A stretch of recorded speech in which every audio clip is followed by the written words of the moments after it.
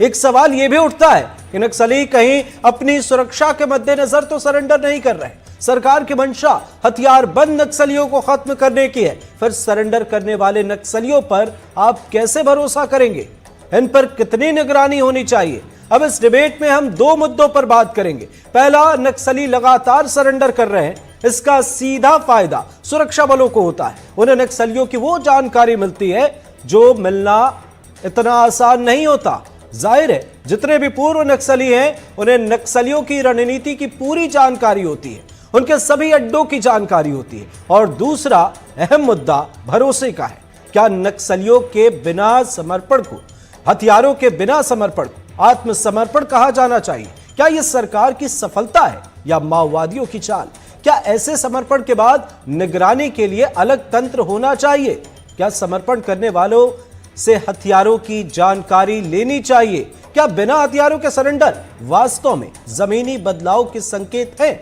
कई सवाल हैं और उन तमाम सवालों को टटोलने की कोशिश करेंगे। एक खास पैनल भी होगा हमारे पास, लेकिन उससे पहले जो अहम सवाल हैं वो आपको बताते हैं और जरा आप भी सोचिए कि क्या कुछ चल रहा है।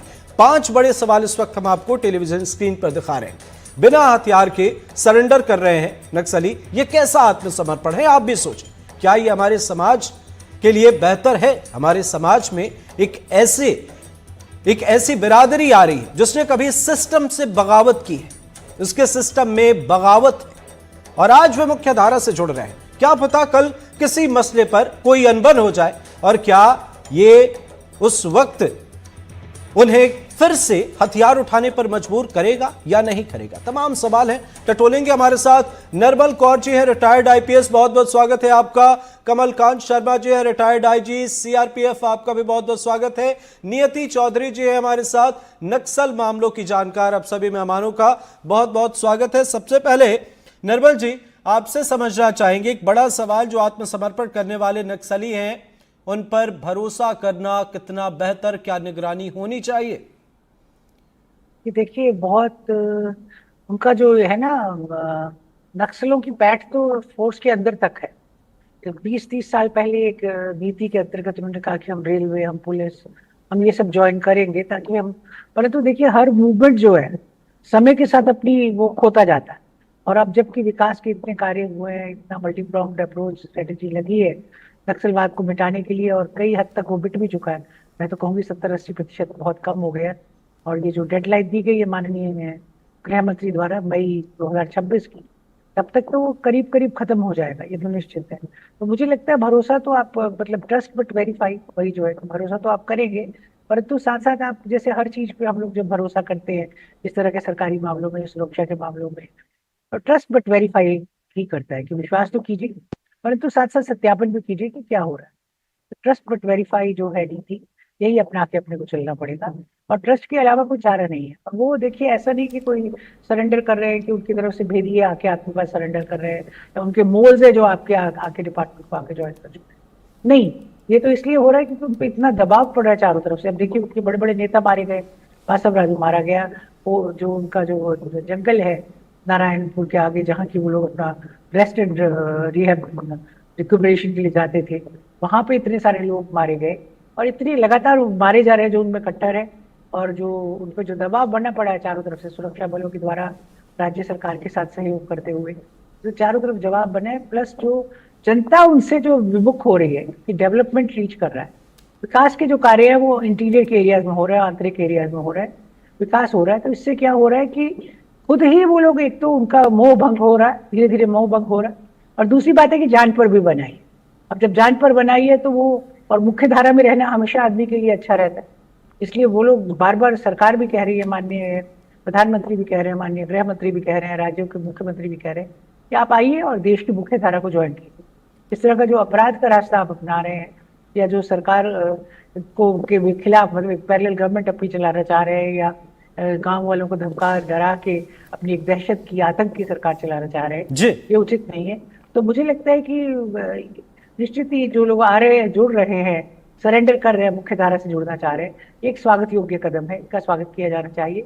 और जहां तक हो सके इनकी रिहेबिलिटेशन के, इनके पुनर्वास में समाज के लिए प्रयास करने चाहिए ताकि इनका अच्छा पुनर्वास समाज में हो सके। ठीक है, बिल्कुल सही आपने कहा निर्मल जी। हमारे सहयोगी विकास तिवारी भी हमारे साथ जुड़ गए हैं। विकास जी, जिसने कभी सिस्टम से बगावत की हो उस पर भरोसा करना कितना सही, इसके साथ ही क्या निगरानी होनी चाहिए? क्या इससे पहले कोई ऐसा मामला सामने आया है जो हमारे लिए एक अलर्ट की तरह हो? देखिए, सबसे बड़ी बात यह है कि कितना इन पर भरोसा करना चाहिए। तो सबसे बड़ी बात है कि इन्होंने वाकई सिस्टम से बगावत तो किया है। इनका स्वागत तो होना चाहिए, लेकिन क्योंकि और कोई दूसरा रास्ता नहीं है, आप हर किसी को मुठभेड़ में मार तो नहीं सकते। और कोशिश तो ये होनी चाहिए कि शांतिपूर्ण तरीके से इस समस्या का समाधान हो। लेकिन ये भी सच है कि अगर ये आ रहे हैं तो इन पर कुछ संदेह तो जरूर होना चाहिए कि आखिर आप, जैसे कि निर्मल मैम ने, अभी मैं उनको सुन रहा था कि बहुत दबाव में है और उनकी परिस्थितियां अब अनुकूल नहीं है और उनका जो शीर्ष लीडर है वो भी लगातार नुकसान में है। तो ये भी एक वजह है उनके सरेंडर करने की और निचले स्तर की। लेकिन सवाल उठाना, क्योंकि हम पत्रकार हैं तो हमको भी सवाल उठाना भी लाजमी है कि कैसे लगातार अगर आप सरेंडर कर रहे हैं तो आखिर आपके हथियार हैं कहाँ, और वो हथियार आप लेकर क्यों नहीं आ रहे। उनकी अलग परिस्थितियां हैं, हथियार लेकर आना कोई आसान काम भी नहीं है संगठन से। लेकिन फिर भी एक सवाल तो बनता है कि अगर हथियार ही नहीं आ रहे तो फिर समर्पण किसका, केवल निचले कैडर का? क्योंकि कैडर की भर्ती तो लगातार हमेशा अलग अलग समय पर संगठन के लोग अलग अलग समय में करते रहे। कोविड के समय की आप बात कर लें तो लगभग 10,000 बच्चे केवल बस्तर से ड्रॉप आउट हुए थे स्कूलों से और छात्रावास से। तो उसमें से लगभग 10% बच्चे संगठन ज्वाइन कर चुके थे। तो लगातार वो अलग अलग पैंतरे से लगातार अपनी भर्तियां भी करते ही रहते हैं। कम हो ज्यादा हो बात की बात है, अगर हथियार उनके पास हैं, हथियारों का समर्पण नहीं हो रहा है तो फिर संदेहास्पद है। और एक खास बात है, क्योंकि मैं हम जमीन पर काम कर रहे हैं, बहुत समय पहले की बात है कि लगातार समर्पण की संख्या उस वक्त भी बढ़ी हुई थी। लगभग 17-18 के समय की बात है। एक दौर था जब लगातार समर्पण हो रहा था।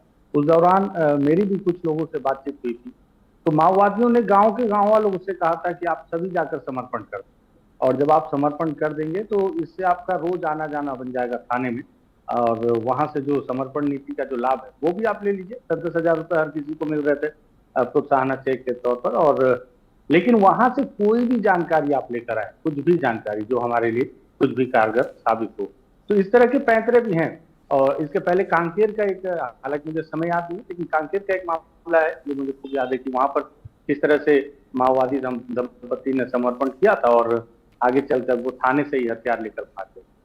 तो अगर पुरानी कोई घटना है तो उसे भी आप भुला नहीं सकते, उन्हें याद करके, क्योंकि यहाँ आपको दुश्मन के हर पैंतरे, हर चाल पर नजर रखनी होगी।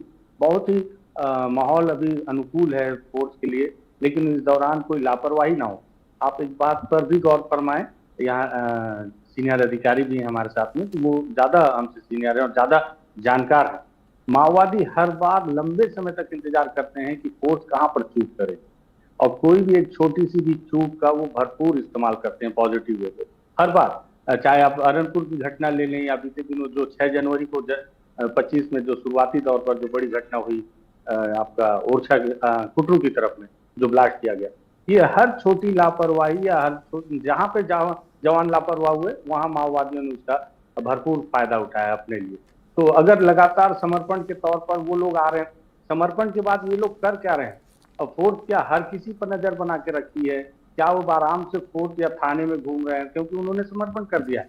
अब वो आराम से थाने में घूम रहे हैं, घूमने के बाद उनके संपर्क किससे किससे हैं, क्या सूचना कहीं वो बाहर तो नहीं लीक कर रहे, इस पर किस तरह की निगरानी कर रही है? हालांकि अगर आप पुलिस के अधिकारियों से बातचीत करेंगे तो कहेंगे कि सुरक्षागत कारण है इसलिए इस पर कोई बहुत ज्यादा जानकारी नहीं देंगे, ठीक है, लेकिन क्या वो नजर रखे हैं, ये सवाल उठाना भी हमारा सबसे महत्वपूर्ण दायित्व है। मुझे लगता है